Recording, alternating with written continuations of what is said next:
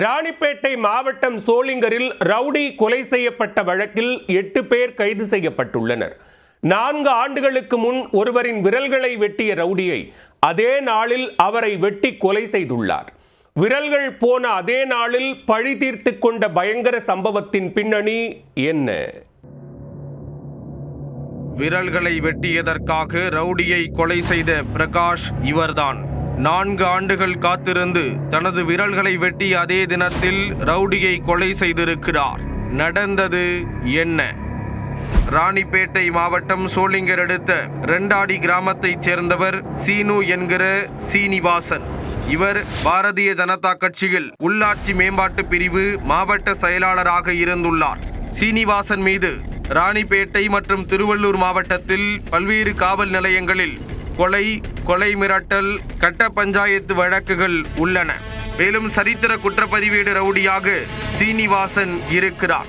கிராம நிர்வாக அதிகாரி, வருவாய் ஆய்வாளர் மற்றும் காவல்துறையினரை தாக்கியதாக பல்வேறு வழக்குகள் இவர் மீது உள்ளன. சீனிவாசன் ரெண்டாடி கிராமம் அருகே தனக்கு சொந்தமான விவசாய நிலத்தில் கோழி பண்ணை மற்றும் விவசாயம் செய்து வந்துள்ளார். வழக்கம் போல் இன்று அதிகாலை தனது விவசாய நிலத்திற்கு நீர் பாய்ச்சுவதற்காக வயல்வெளியில் நடந்து சென்ற சீனிவாசனை ஒரு கும்பல் சுற்றி வளைத்துள்ளது.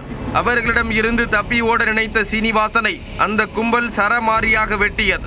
இதில் வயல்வெளியிலேயே இரத்த வெள்ளத்தில் சீனிவாசன் உயிரிழந்து விட்டார்.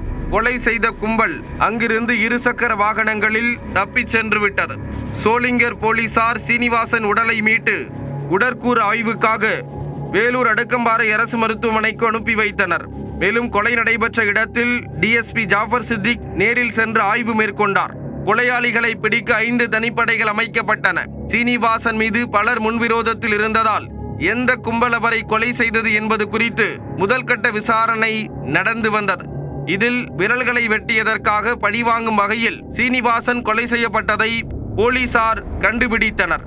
சோளிங்கர் அடுத்த மேல்வேலம் பகுதியைச் சேர்ந்தவர் பிரகாஷ். சீனிவாசனுக்கும் பிரகாஷுக்கும் இடையே நீண்ட நாட்களாக பணம் கொடுக்கல் வாங்கல் பிரச்சனை இருந்துள்ளது. கடந்த 2021ஆம் ஆண்டு மார்ச் மாதம் 8ஆம் தேதி பிரகாஷை அழைத்து சென்ற சீனிவாசன் பணத்தை கேட்டு அவரது விரல்களை வெட்டியிருக்கிறார். இதனால் கடும் ஆத்திரமடைந்த பிரகாஷ் சீனிவாசனை கொலை செய்ய சரியான நேரத்திற்காக காத்திருந்துள்ளார். 4 ஆண்டுகள் கடந்த நிலையில் தனது விரல்கள் வெட்டப்பட்ட தினமான மார்ச் 8ஆம் தேதி அன்று சீனிவாசனை தனது கூட்டாளிகளுடன் சேர்ந்து வெட்டி கொலை செய்துள்ளார். இதை கண்டுபிடித்த போலீசார் மேல்வேலம் பகுதியைச் சேர்ந்த பிரகாஷ், அவரது கூட்டாளிகள் ரஞ்சித், திமிரியைச் சேர்ந்த இளவரசன், ஆகாஷ், சோளிங்கர் ஐபேடு பகுதியைச் சேர்ந்த கோபி, பானவரம் பகுதியைச் சேர்ந்த மோகன், நிர்மல், திருத்தணி கார்த்திக் ஆகிய 8 பேரை கைது செய்தனர். கைதான 8 பேரையும் சோளிங்கர் நீதிமன்றத்தில் ஆஜர்படுத்தி வேலூர் மத்திய சிறையில் அடைத்தனர். விரல்களை வெட்டியதற்காக 4 ஆண்டுகள் காத்திருந்து பழிவாங்கிய சம்பவம் அதிர்ச்சியை ஏற்படுத்தியுள்ளது.